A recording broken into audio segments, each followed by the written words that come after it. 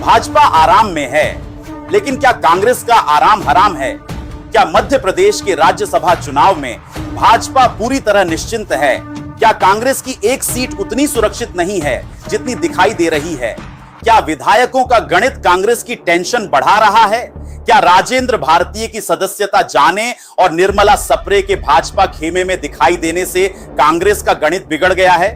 क्या एक दो वोट इधर उधर हुए तो पूरा खेल बदल सकता है?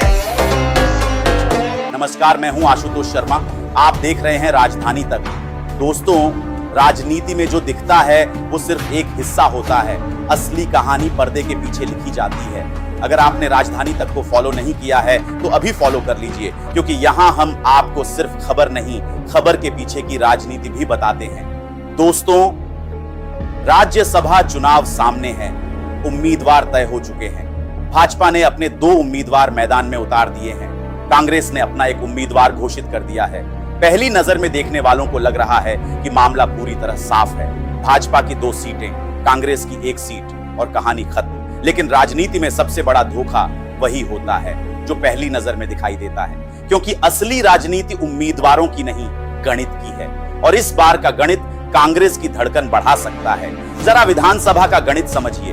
भाजपा के पास 164 विधायक हैं। एक राज्यसभा उम्मीदवार को जीतने के लिए लगभग 58 वोट चाहिए। यानी भाजपा अपने 2 उम्मीदवार आराम से जिता सकती है, और उसके बाद भी उसके पास लगभग 48 वोट बच जाते हैं। यानी भाजपा की नाव सिर्फ किनारे नहीं लगी, बल्कि घाट पर खड़ी है। लेकिन कांग्रेस की स्थिति उतनी आरामदायक नहीं दिखती।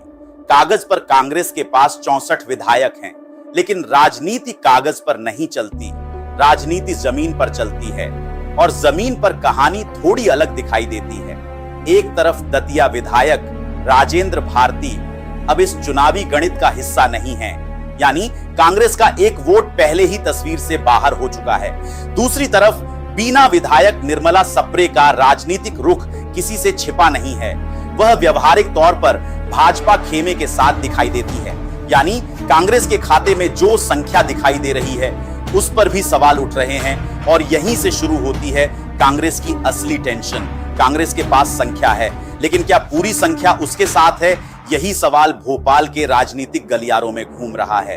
दोस्तों, राज्यसभा चुनाव में कई बार जीत और हार से ज्यादा चर्चा क्रॉस वोटिंग की होती है।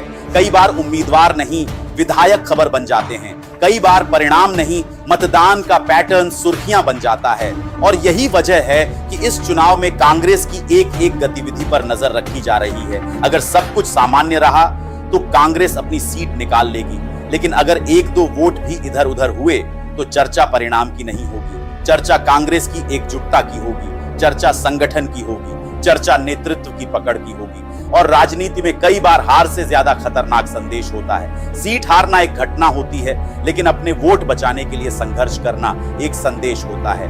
यही कारण है कि इस चुनाव में दबाव भाजपा पर नहीं दिखाई देता, दबाव कांग्रेस पर दिखाई देता है। भाजपा को अपने उम्मीदवारों की जीत का भरोसा है, लेकिन कांग्रेस को अपने विधायकों की एकजुटता साबित करनी है। भाजपा अपने वोट गिन रही है, कांग्रेस अपने वोट संभाल रही है। भाजपा जीत का इंतजार कर रही है, कांग्रेस मतदान का इंतजार कर रही है। और दोस्तों, यही दोनों पार्टियों के बीच सबसे बड़ा अंतर है, क्योंकि राजनीति में कई बार चुनाव परिणाम से पहले ही संकेत मिल जाते हैं, और इस बार संकेतों की दिशा कांग्रेस की ओर जाती दिखाई दे रही है। अब बड़ा सवाल आपसे, क्या कांग्रेस की सीट पूरी तरह सुरक्षित है, या फिर राज्यसभा चुनाव में अभी कोई सरप्राइज बाकी है? कमेंट करके अपनी राय जरूर बताइए। मैं हूं आशुतोष शर्मा। खबर तो सब बताएंगे, राजनीति हम बताएंगे। राजधानी तक को सब्सक्राइब करना ना भूलें।